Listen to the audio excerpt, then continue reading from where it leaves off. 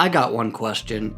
Is anyone really buying this ultra-Christian Conor McGregor thing? The UFC fighter's new persona has been front and center the entire build-up to his fight with Max Holloway, and to me it comes off as extremely inauthentic. I mean, we know Conor's been through a bunch of personality switches already: respectful McGregor with Donald Cerrone, nice guy McGregor with Poirier, then a switch back to a Temu Savage McGregor for the Poirier rubber match. Your wife is your husband!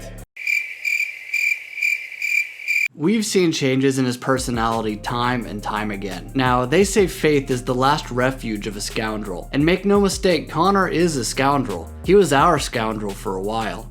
Talking trash and backing it up, apologizing to absolutely nobody, but now coming off incidents where he's punching old men in pubs, assaulting musicians, alright, MGK deserved it, pushing women into bathrooms, and facing multiple accusations of rape and sexual assault, Conor has pulled a Russell Brand and put all his eggs into the Jesus basket. Now, the first time I remember seeing Conor act really religiously was in the documentary McGregor Forever, which Conor himself produced, so calling it objective would be misleading at best. But Conor seemed to have some genuine moments when he was doing community service at that church in Brooklyn. This was part of his sentence for the Khabib bus attack, by the way. The documentary shows a contemplative Conor McGregor, finally taking comfort in the belief of something that isn't himself. I'm personally not religious, but I found this to be pretty touching. It's just things on the walls and things everywhere. Look at this, listen to this one.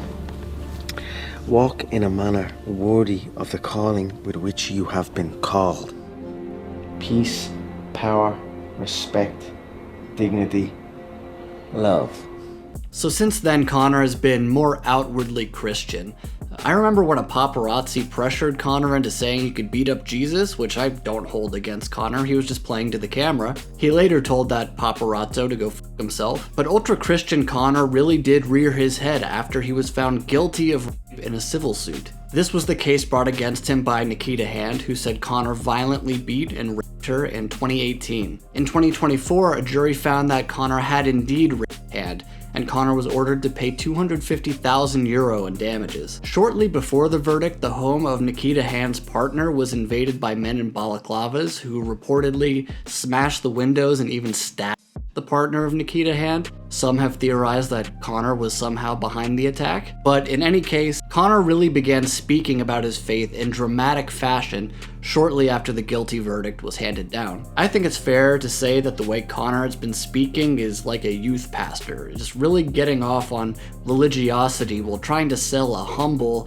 family man persona. You know, all I see, all I feel, all I hear is God. And I'm blessed. We're all blessed here today, and I appreciate every single one of you.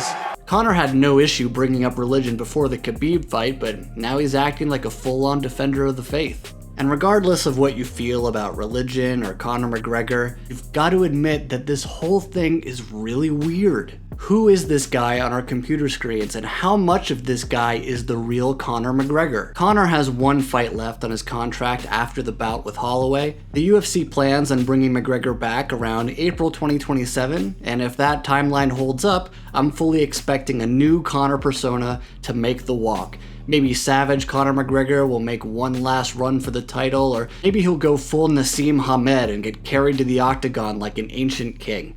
But it doesn't really matter which Conor shows up in any of his fights, because we're all going to be there to watch. I have no reason to believe that Conor is not a religious man. I think he believes in God and probably takes prayer and faith very seriously. But to sum up this shtick, it really just feels like the monorail guy from The Simpsons. Say what you gotta say, sell what you gotta sell, take the money, and run.